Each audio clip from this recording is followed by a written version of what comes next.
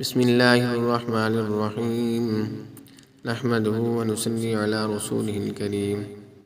محترم سامعین، صحت بہت بڑی نعمت ہے۔ آج آپ کے ساتھ دعا ایک شیئر کرنے لگے ہیں جو شفائے دعا ہے۔ جو اس کا اہتمام کرے گا تو اللہ تعالیٰ اس کو بڑی بڑی بیماریوں سے محفوظ فرمائیں گے۔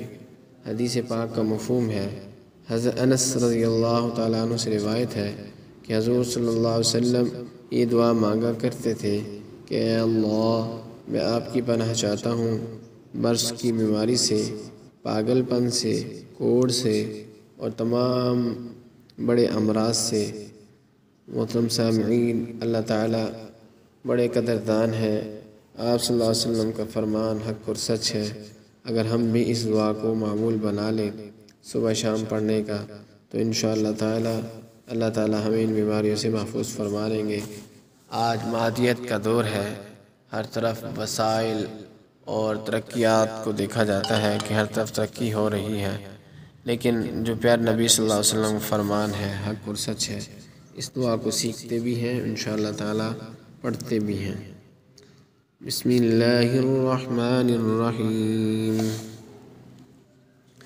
اللہم انی اعوذ بک اللہم انی اعوذ بک اللہم انی اعوذ بک من البرص من البرص من البرص والجنون والجنون والجنون والجزام والجزام والجزام وسعی الاسقام وسعی الاسقام وسعی الاسقام۔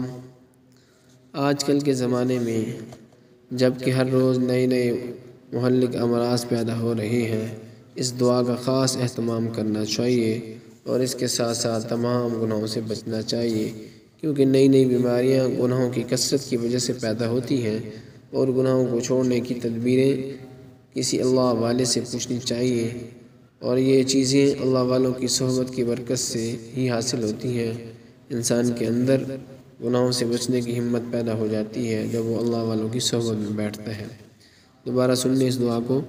اللہم انی اعوذ بک من البرص والجنون والجنون والجزام وسعی الاسقام۔ اللہم انی اعوذ بک من البرص والجنون والجزام وسعی الاسقام۔ اللہ تعالیٰ عمل کرنے کی توفیق نصیب فرما دے، آمین۔